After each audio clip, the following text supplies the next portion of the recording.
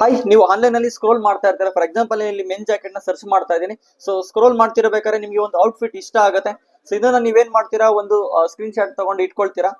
So ಇದನ್ನ ನೀವು 1 or 2 days ಆದ್ಮೇಲೆ ನೀವು ಶಾಪಿಂಗ್ ಮಾಡ್ಬೇಕಂತ ಅನ್ಸುತ್ತೆ. ಆ ಒಂದು ಔಟ್ಫಿಟ್ ಇಷ್ಟ ಆಗಿರುತ್ತೆ, ಅವಾಗ ನಿಮ್ಗೆ ತಗೊಳ್ಬೇಕು ಅಂತ ಅನ್ಸಿದಾಗ ಸೊ ಮರ್ತೋಗ್ಬಿಟ್ಟಿರ್ತಾರೆ ಅದು ಎಲ್ಲಿ ನಾವು ಸರ್ಚ್ ಮಾಡಿದೆ ಅನ್ನೋದು ಕೂಡ.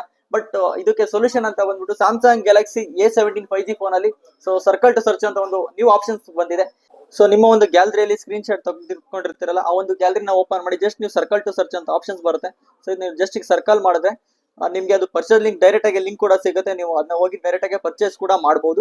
ನಂತರ ಇದರಲ್ಲಿ ನಿಮ್ಗೆ ಗೂಗಲ್ ಜೆಮಿನಿ ಅಂತಾನು ಕೂಡ ಬರುತ್ತೆ. ಅಂದ್ರೆ ನಿಮ್ಗೆ ಫಾರ್ ಎಕ್ಸಾಂಪಲ್ ಇದೇ ಒಂದು ಔಟ್ಫಿಟ್ ನ ಅದಕ್ಕೆ ಮ್ಯಾಚಿಂಗ್ ಆಗಿರ್ತಕ್ಕಂಥ ಪ್ಯಾಂಟ್ ನಾನು ಸಜೆಷನ್ ಕೇಳ್ತೀನಿ. ಸೊ ಅದು ಸರ್ಚ್ ಮಾಡ್ಬಿಟ್ಟು ಸೊ ಅದಕ್ಕೆ ಮ್ಯಾಚಿಂಗ್ ಆಗತಕ್ಕಂತ ಈಗ ಬ್ಲೂ ಜೀನ್ಸ್ ಎಲ್ಲ ಆಗಿರ್ಬೋದು, ಅದಕ್ಕೆ ಯಾವ್ದು ಮ್ಯಾಚಿಂಗ್ ಅಂತಾನು ಕೂಡ ಗೂಗಲ್ ಜೆಮಿನಿಯಲ್ಲಿ ಸೊ ನಮ್ಗೆ ಡೀಟೇಲ್ಡ್ ಆಗಿ ಆ ಒಂದು ಟ್ರೆಂಡಿಗೆ ತಕ್ಕಂತೆ ನಮ್ಗೆ ಸಜೆಷನ್ ಕೂಡ ಕೊಡುತ್ತೆ.